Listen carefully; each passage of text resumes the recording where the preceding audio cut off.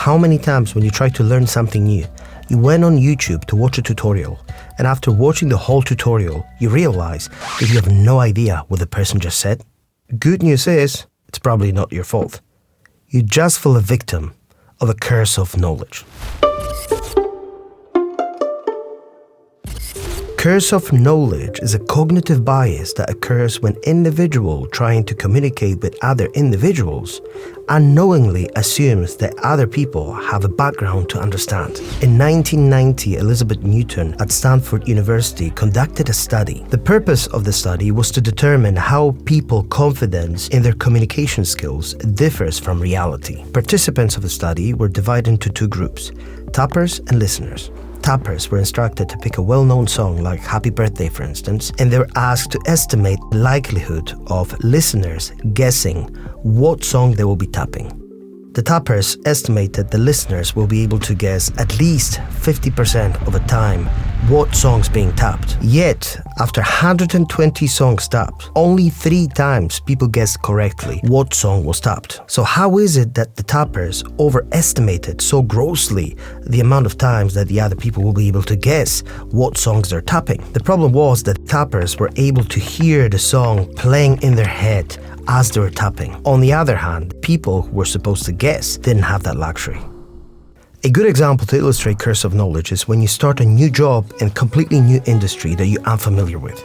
For the first couple of days to couple of weeks, your new work colleagues are trying their best to educate you about your new position, about your new job, but for some reason they're not doing such a good job because they tend to use a technical jargon that you're completely unfamiliar with, which makes it completely impossible for you to understand what they're saying. And despite all the effort that you're trying to put into understanding what they're trying to say, you can't seem to get it. Over the course of weeks and months, you learn the new jargon, and before you know it, you start using it as if that was a part of your vocabulary since you were born. The problem is that as we acquire a higher level of expertise in any given subject, we tend to forget how it is to approach that subject from the beginner's point of view.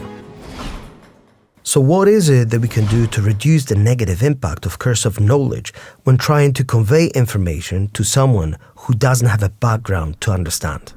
The first thing to remember is that it's nearly impossible to put yourselves in the shoes of a beginner once you achieve a certain level of expertise in the field. Why is that? It's because we tend to forget how long it took us to get to that understanding. So if you think about it, if something took you weeks or months to understand, how are you going to convey this knowledge to someone in a span of 5, 10, or even 30 minutes? It's nearly impossible. It takes time. It's a gradual process. The second thing is feedback. Once you explain something to someone, you need to ask questions. You need to make sure that both you and the person that you're trying to explain something is on the same page. Often, in our mind, it makes absolute sense and it's logical. But similarly to the tappers and listeners, when the tappers were tapping the melody, they heard the melody in their minds. Unfortunately, the person who's listening doesn't have that luxury. After explaining something to someone, ask the person to reiterate to you in their own words what they understood from what you tried to explain.